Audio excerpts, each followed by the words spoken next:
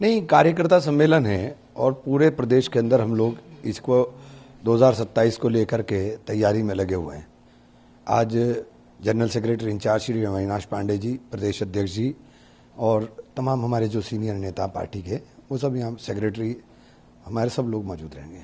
सहारनपुर में आप सम्मेलन कर रहे हैं, उधर केरल के अंदर भी सरकार आप लोगों ने बनाई है, मुख्यमंत्री और 21 कैबिनेट मंत्री ने शपथ ली है, राहुल गांधी, प्रियंका गांधी, तमाम सारे नेता कांग्रेस के वहाँ पे मौजूद हैं। क्या देखिए, अच्छा है, सरकार नई बनी है और हम लोग, चूँकि हम राहुल जी का निर्देश हमेशा स्पष्ट रहता है कि जो हम वादे करें उन वादों को हम सबसे पहले पूरा करने का काम करें। अच्छा, उत्तर प्रदेश की आपने भी 27 की तैयारियों की बात की। उत्तर प्रदेश के एक नेता हैं राजवीर सिंह, उनका एक बयान आया है, आपने सुना होगा कि सुबह के समय 4 बजे सोने का समय होता है, मस्जिदों के लाउड। कौन है ये? मैं ऐसे लोगों के बारे में मैं ना सोचता, ना सुनता, ना बात करता। कौन है ये? अच्छा, महंगाई को देखते हुए लगातार आप इस पर बात भी करते हैं। देखिए, महंगाई एक बहुत बड़ा विषय है और चिंताजनक विषय है, और महंगाई लगातार बढ़ रही है। और इसके ऊपर जिस तरह से अब प्रधानमंत्री जी का बयान आया है, तो मुझे लगता है कि शायद प्रधानमंत्री जी की समझ में आया कि एक गंभीर आर्थिक संकट की तरफ लगातार बढ़ रहे हैं, जिसके बारे में लगातार पिछले 1 साल से हमारे नेता राहुल गांधी आगाह कर रहे थे। दिल्ली एनसीआर के जो टैक्सी चालक हैं, उन्होंने कहा ये असहनीय बोझ है और हम उस बोझ को निश्चित रूप से सबके ऊपर, ये पूरे देश पर पड़ना है।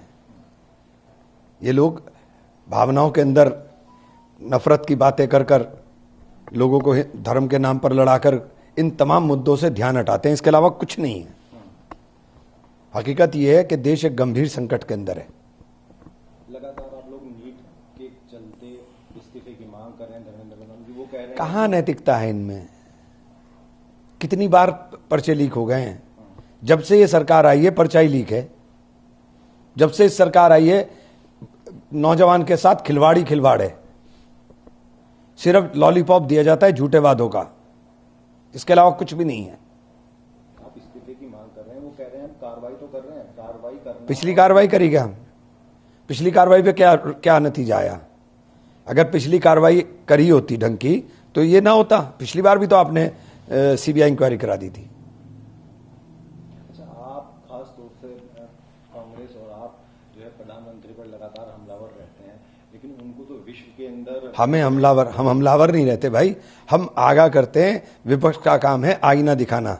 हम आईना दिखाते हैं कि इसे देखिए आप कहां खड़े हो गए। अपने मुंह मियां मिट्ठू मत बनिए।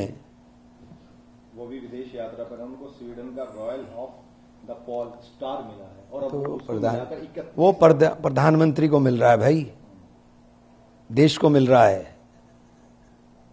मैं देश के अंदर की बात कर रहा हूं, मैं बाहर की बात नहीं कर रहा हूं। मैं देश के अंदर की बात कर रहा हूं। देश के अंदर स्थिति खराब है, प्रधानमंत्री जी खुद स्वीकार कर चुके हैं।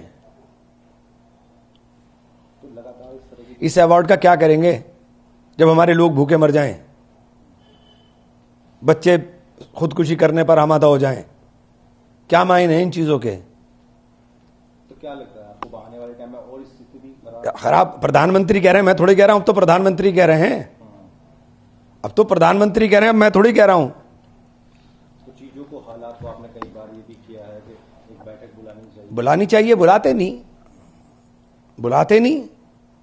विपक्ष कोई दुश्मन थोड़ी ही ना है। हम तो देश हित की बात करेंगे, देश के लिए बात करेंगे। हो सकता है हमारे सुझाव आपके काम आ जाए। अभी वो जो बैठक की बात चल रही थी जिसमें विपक्ष के सांसदों को लोगों ने नहीं बुलाया, उसमें सब चीजें, ये तो सब देखिए परंपराओं का इन्होंने पूरा का पूरा सत्यानाश कर दिया। 12 साल की सरकार ने देश को कहां खड़ा कर दिया।